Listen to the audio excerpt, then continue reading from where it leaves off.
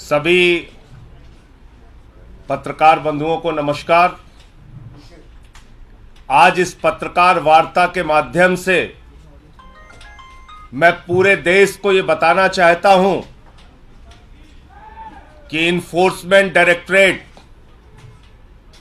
यानी कि ईडी कैसे इन्फोर्सिंग डिक्टेटरशिप बन गया है, कैसे तानाशाही पूर्ण रवैया अपनाए हुए है, इसका एक एक करके आपके सामने आज खुलासा करूंगा। ईडी जो देश की सबसे ताकतवर जांच एजेंसी के रूप में आप सबके सामने प्रस्तुत की जाती है, वो किस तरह से जांच करती है, किस तरह से लोगों को प्रताड़ित करती है, किस तरह से उनके परिवारों को प्रताड़ित करती है, और तो और जिसके कारण आज मैं ये पीसी कर रहा हूं। एक व्यक्ति को कहा गया, तेरी बेटी कॉलेज कैसे जाएगी हम देखेंगे। बेटी को धमकी, पत्नी को धमकी, बूढ़े मां बाप को धमकी, मारना पीटना प्रताड़ित करना, और उसके बाद जबरन बयान लेना। ये मैं नहीं कह रहा हूं, ये न्यायालय के सामने उन लोगों के बयान हैं जिनसे जबरन मारपीट करके उनके परिवारों को धमकी देकर उनसे बयान लिया गया। और मैं एक एक करके नाम पढ़ रहा हूं।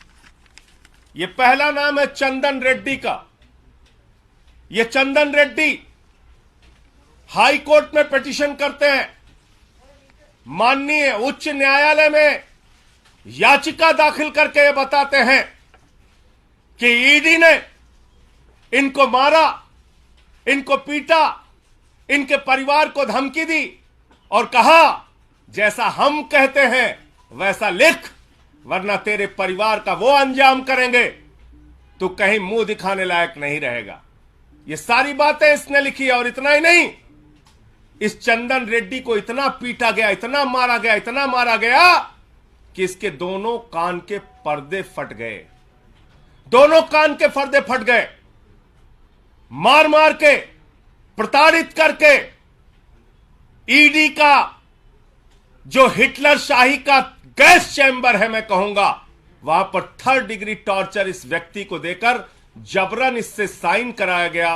और उसके बाद जब यह व्यक्ति कोर्ट में जाता है तो अपने सारे दुखड़े माननीय न्यायालय के सामने इसने बयान किए। कैसे इसका बयान लिया गया ईडी में, कैसे इसका बयान लिया गया ईडी के अंदर। और ये इस व्यक्ति की डॉक्टरी जांच है, जो डॉक्टरी जांच की कॉपी मैं अभी आपको दूंगा। ये दोनों डॉक्टरी जांच ये कहती है कि चंदन रेड्डी को मार मार के उसके कान के पर्दे फाड़ दिए गए, उसको सुनाई नहीं दे रहा है। ये डॉक्टरी की जांच आपको देता हूं। ऐसे कर रही ईडी इन्वेस्टिगेशन।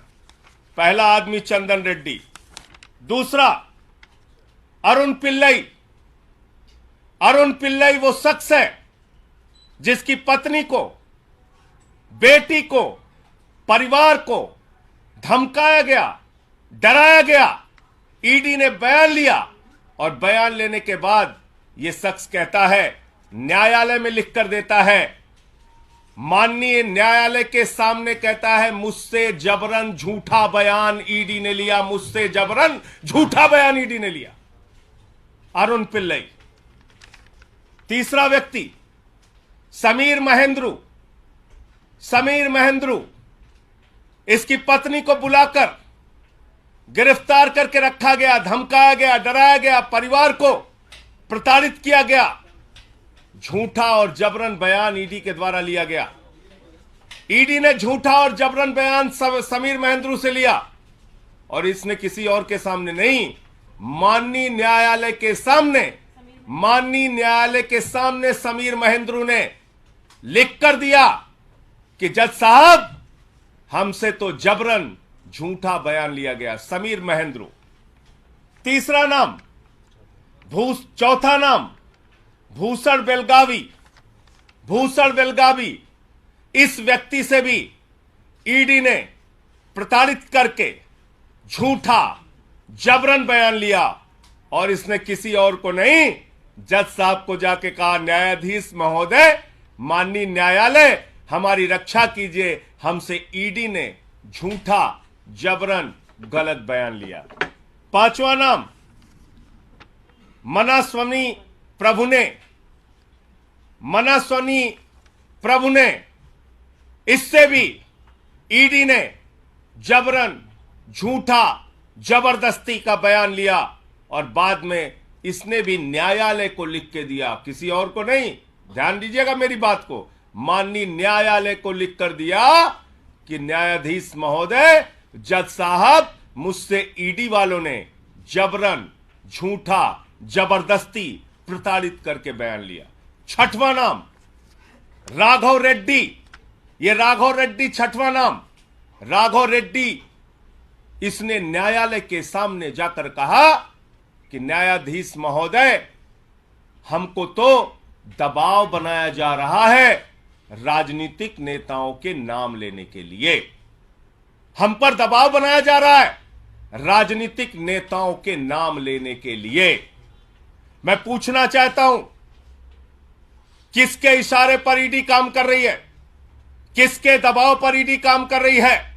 किसके डायरेक्शन पर ईडी काम कर रही है? क्योंकि एक बहुत चौंकाने वाली बात इनके हाई कोर्ट के पिटीशन में लिखी हुई है चंदन रेड्डी के। क्या कह रहे हैं ये? कह रहे साहब, ईडी के अधिकारियों ने तो मारा पीटा, कान के पर्दे फट गए।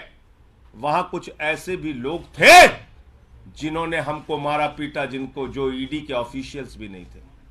ऐसे लोग थे जो ईडी के अधिकारी नहीं थे, उन्होंने भी हमारे साथ मारपीट की। कौन से लोग हैं?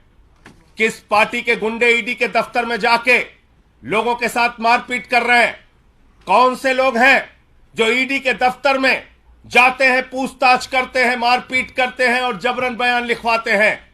इसका खुलासा होना चाहिए। माननीय हाई कोर्ट के सामने यह याचिका पड़ी है। इसके साथ साथ मनीष सिसोदिया जी के पीएस रिंकू, आप जानते हैं कानून में नियम है, किसी को भी बुलाओ, नोटिस दो, पूछताछ करो, कैमरे में पूछताछ करो और सारी जानकारी ऑन पेपर रखो।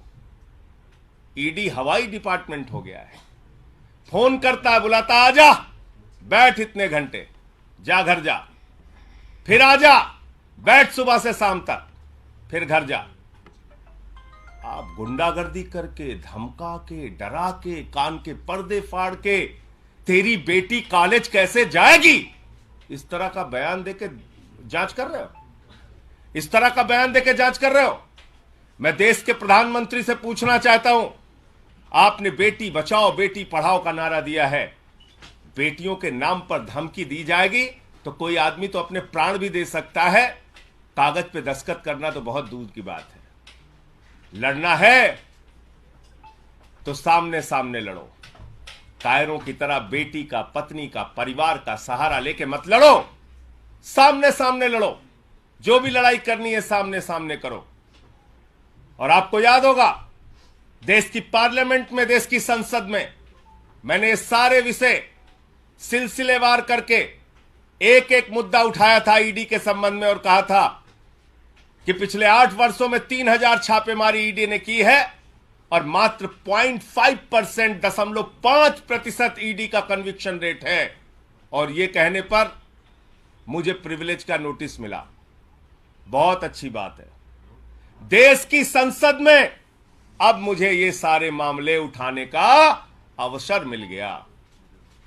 मैं विशेषाधिकार समिति के सामने इन ईडी के अधिकारियों को बुलाने के लिए आज ही ये सारे कागजात प्रस्तुत करूंगा कि ईडी के इन सारे अधिकारियों को बुलाया जाए। विशेषाधिकार, संसद की विशेषाधिकार समिति के सामने मैंने जो मामला पार्लियामेंट में उठाया था, उन आरोपों को ये सारे कागजात 100%, मैं तो कहूंगा 100% से ज्यादा सिद्ध करते हैं कि ईडी राजनीतिक दबाव में जबरन झूठा मामला बनाती है, सरकारों को बदनाम करती है, सरकारों के ऊपर झूठे आरोप लगाती है। शराब घोटाला जैसी कोई चीज, उसका कोई सिर पांव है ही नहीं। जिन लोगों के जबरन बयान लेकर ईडी ने ये सारे मामले बनाए हैं, वो तो न्यायालय के सामने जाकर कह रहे हैं, हुजूर हमें तो मारा जा रहा है, हमारे तो कान के पर्दे फाड़ दिए जा रहे हैं, हमारे परिवार पे दबाव बनाया जा रहा है, हम पे दबाव बनाया जा रहा है और झूठे बयान लिए जा रहे हैं। बहुत अच्छा है।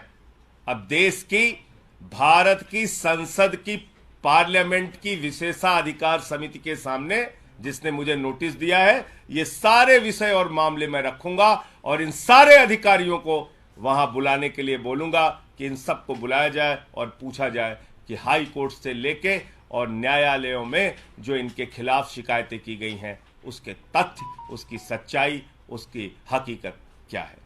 मुझे इतनी बात कहनी थी। आपका कोई मुद्दा हो, कोई बातचीत हो, कोई सवाल हो, जिन लोगों ने पेटिशन लगाई है, क्या वो सभी आरोपी जो हैं आबकारी नीति से जुड़े हुए हैं या अन्य अन्य मामलों में भी हैं? ये सारे आबकारी नीति के जो बयान लेकर झूठा मामला ईडी खड़ा कर रही है, ये उससे संबंधित है।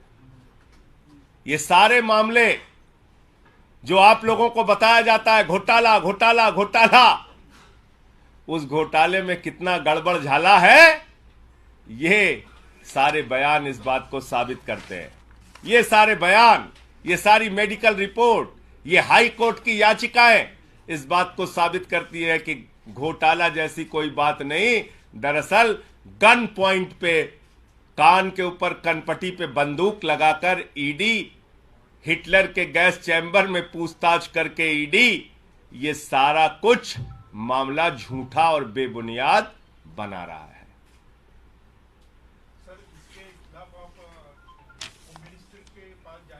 मुझे तो खुद विशेषाधिकार समिति का नोटिस ईडी के मामले में ही मिला है ना। मुझसे तो भारत की संसद ने पूछा है कि भैया बताओ ईडी कैसे गलत काम करती है।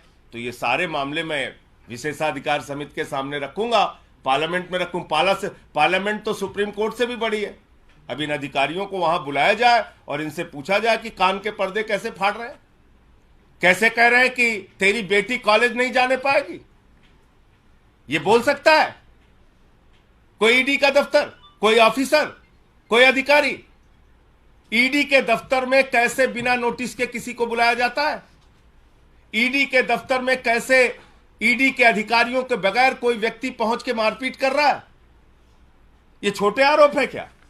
और ये हाई कोर्ट की याचिका है और ये डॉक्टरों की मेडिकल रिपोर्ट है चंदन रेड्डी के मामले में। ये सारे कागजात मैं भी आपको उपलब्ध करा दे रहा हूं और किसी का कोई प्रश्न हो तो पूछ सकता है। आपको लगता है कि मनीष सिसोदिया के मामले में भी इस तरीके की हरकतें ईडी कर सकती है जिस तरह का आरोप आप लगा रहे हैं?